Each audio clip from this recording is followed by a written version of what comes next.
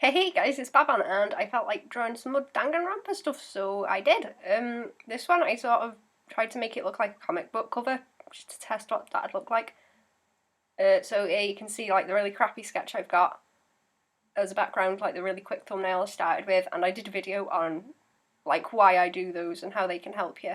So I'll put a link to that at the end, but I do those and then I clean it up on a new layer, but I don't trace the first crappy sketch because it's supposed to be crappy.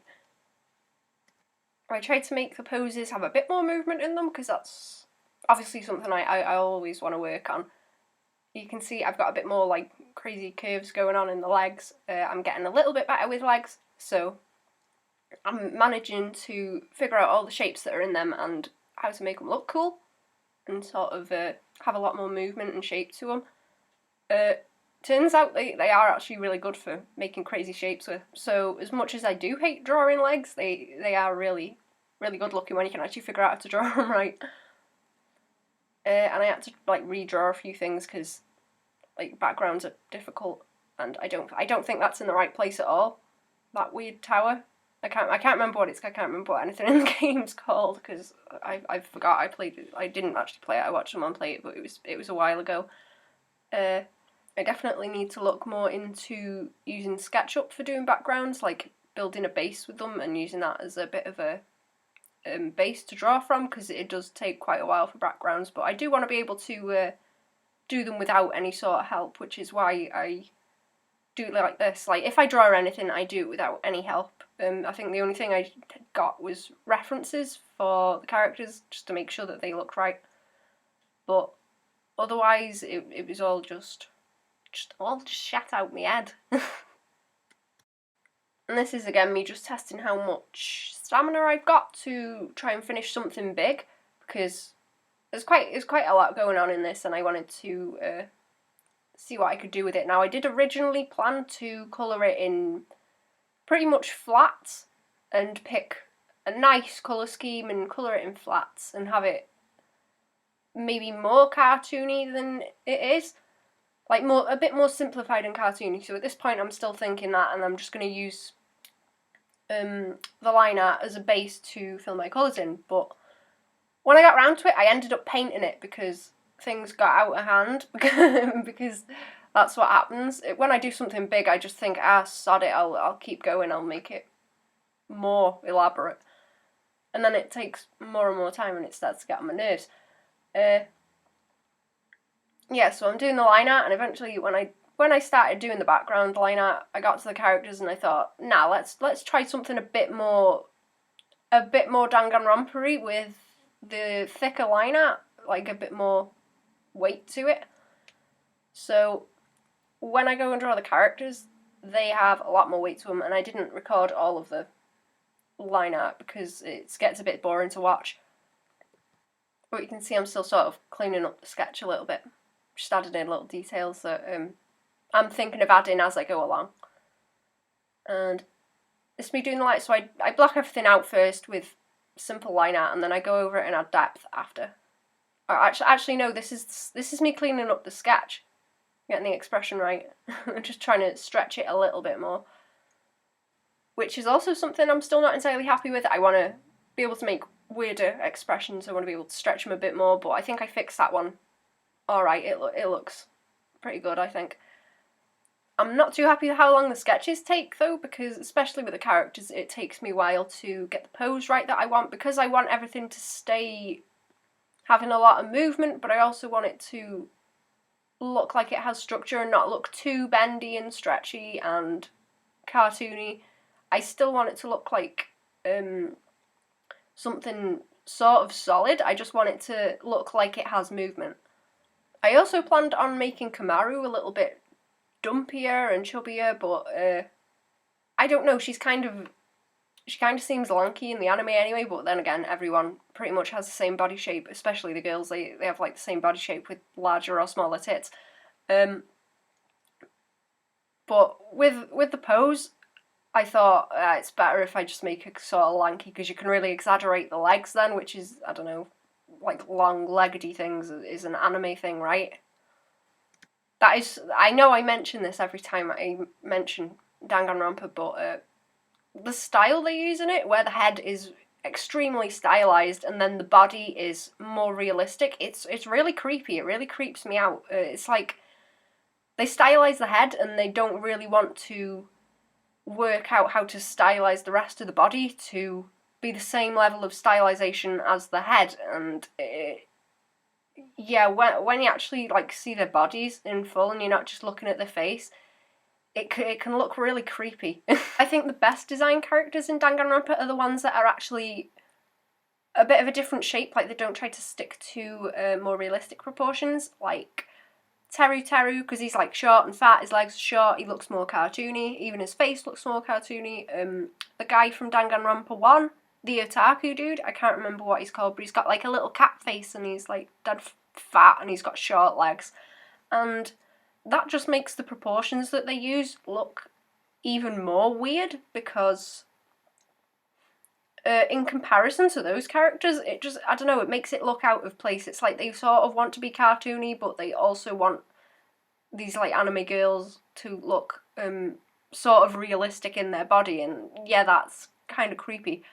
They also do it with like really big buff dudes, like what's his name, Nekomaru. He's like huge and buff and he's sort of like realistic in his body, but his face looks a bit more realistic as well. It's not as simplified and with like the huge eyes that all the girls have and some of the like weedy dudes, and it just looks strange. It's like they can't decide which way to go, or they want like a wide variety sort of in places. It's like I say, most of the characters I think look the same apart from like hair, but it's like in some places they've got this variety, but they've also got this like base that they use for most of the characters.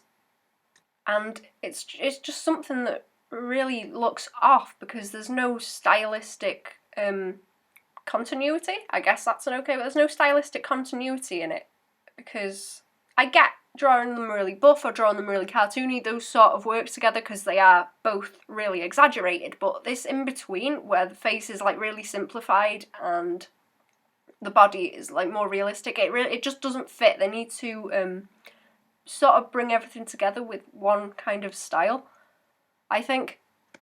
And I do plan doing a video on stylization. This is probably something that I'll bring up in that, because like I say, this really does, as much as I like Danganronpa and as much as I sort of like the art and you get used to it and you sort of learn to love it, this really does bother me about it. And I don't know, that I think that's sort of why I want to make Danganronpa fan art, because I'm like, I want to fix the characters and make them look how I'd like them to look, or sort of fix the overall style. Like, I don't know, I feel like I've got to do that for some reason because it bothers me that much. So yeah, now we're blocking in the background. This is all on one layer. Since I decided to do it more painty, like I figured it'd look quite nice if I did it painted. Like I say, it got out of hand. What I do is get one layer on the background and just start painting and slapping colours down so I can make a bit of a mess, and I can always select the colours off of it later, or select the area and put it onto a new layer where it's just the outline of the characters. So I went with sort of like orange and purple, and I ended up adding in a bit more blue later because we've got little accents of blue, and like you can see in the big Monokumas staff and on his top and Komaru's skirt and everything, we've got a bit of blue going on. So I thought, right, everything's sort of orangey and we've got these little hints of blue, so I wanted to bring a bit more blue into the shadows later, but right now I'm just blocking in everything in this sort of orangey colour. Orange and yellow. So we've got orange as like the mid colour and yellow with all the highlights as though there's like blazing fires in the background. And all these big thick layers as clouds in the sky. I quite like drawing clouds. They take a while and they're difficult to do and I need to study them more, but I'm sort of figuring out the shapes that clouds are. Sort of like fluffy, big, lumpy shapes. I don't know, I find it more fun to draw like dense ones, because if you're trying to get like a really textured cloud, it's a bit difficult to do it without any like textured brushes. And just blocking in Monokuma. Now I made him a bit more, the colours are a bit softer because he's more in the background, and you can see that more when we get to the final image, but I'm just painting him in really soft. So he's more the colour of the background, and this is something that I mentioned in my how to paint video, which is where you start off with like the background colour, and I started off with that sort of dark red pink colour that you saw before, and I've painted over it with all these different colours that I've got. So the highlight that's lighting up the colours on him is sort of yellow, so he goes more towards yellow, and all the shadows on him go more towards this reddish colour. And I'll put a link to that video at the end. So we're just adding in all these colours over the top of the colours we've already got, and we're just like mixing them in so that we're not really picking a colour and painting it on 100% opacity. We're just sort of mixing it in with the colour that's already there, and then selecting the colour that makes, and then painting it on 100% once we've got the colour that we want by mixing it in the painting. And we just got lots of nice soft gradients because he's all big and rounded and he looks all chubby and cuddly, even though he's like huge. But yeah, all the colours are quite desaturated. There's not a lot of contrast with him because he's sort of in this haze that's a bit further back from all the light that's being kicked up from this yellow in the background. And I brought the yellow like forward a bit with the stripes on the road. I thought about doing them white, but being able to do them yellow and drag it forward really improves it, I think. What you want to do with colours is really, you can see me adding in the blue now. I just wanted to add in a bit more softer blue just to really make the blue in Komaru pop so that it draws your eye more towards it, because there's a bit more contrast between the blue and the yellow because they're complementary, and that's like right in the middle of the picture.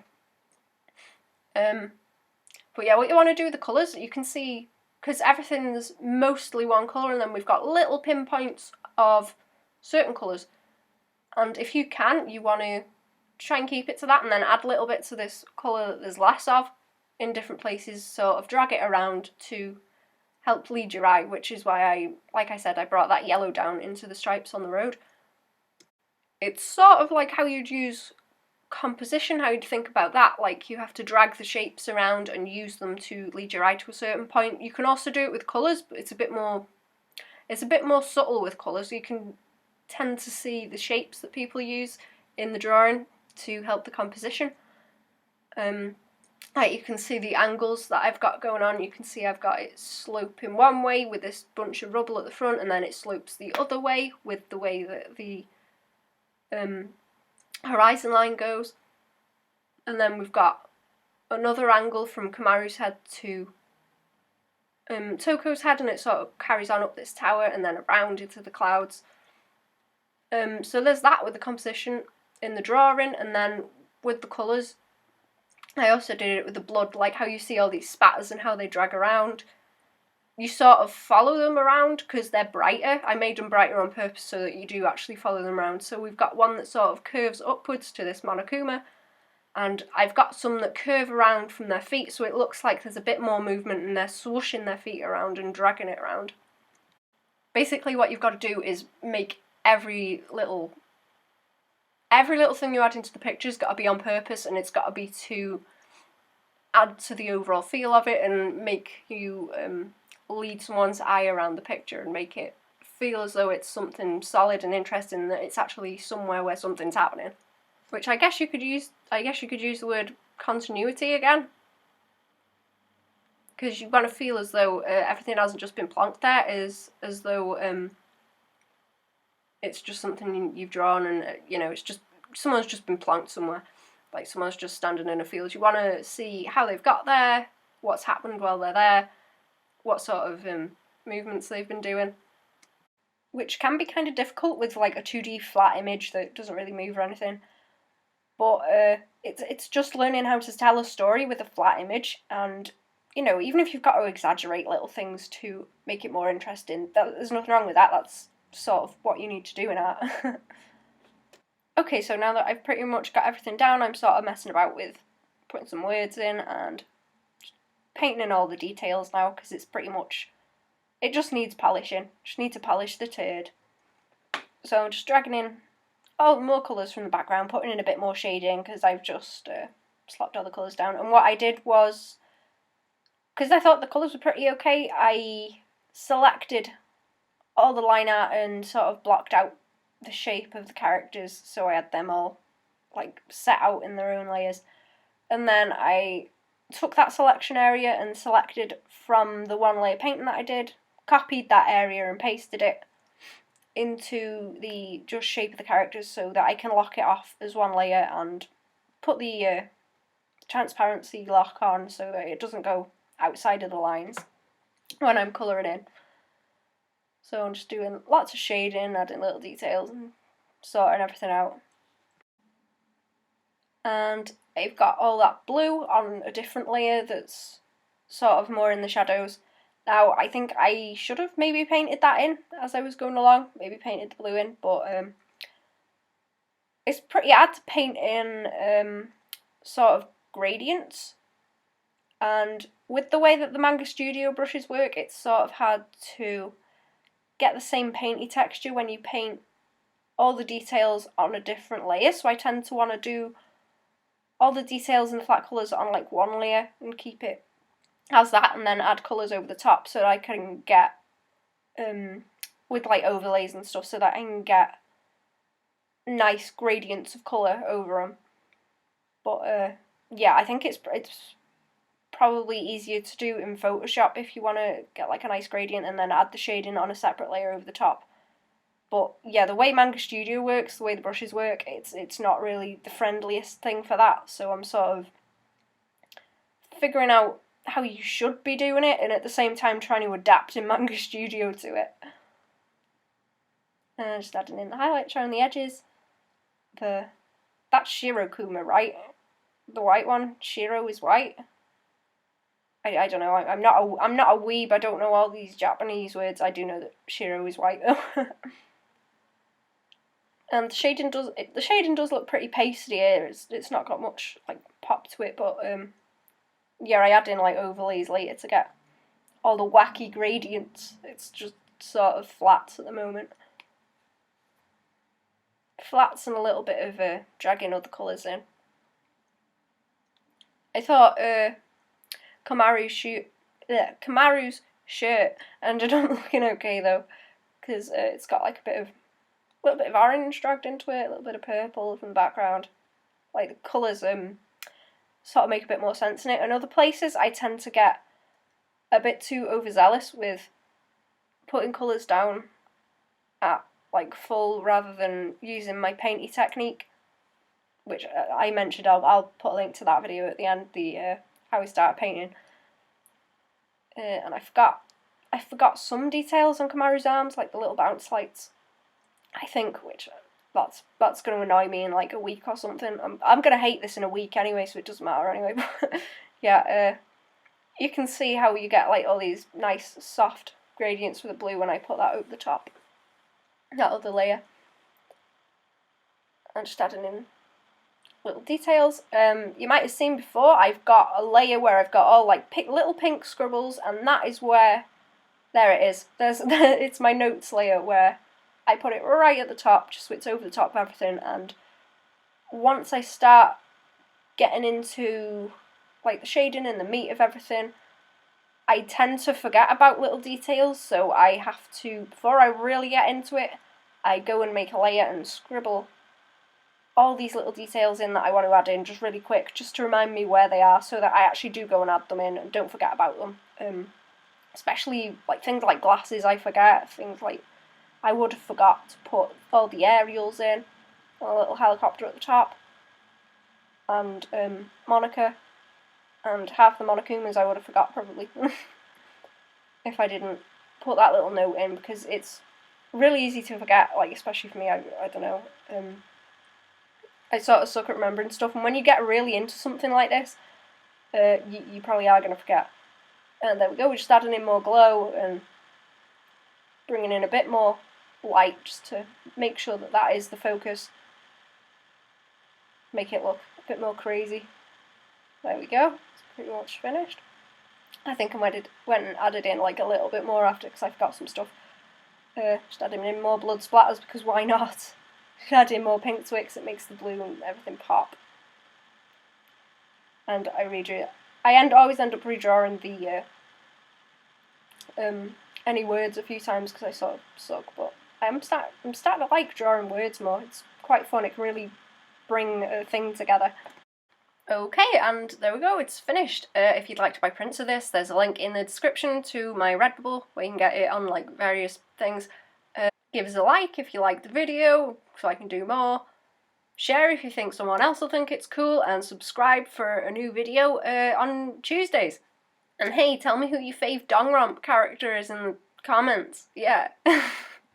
Thanks for watching, I hope this helped. Bye bye!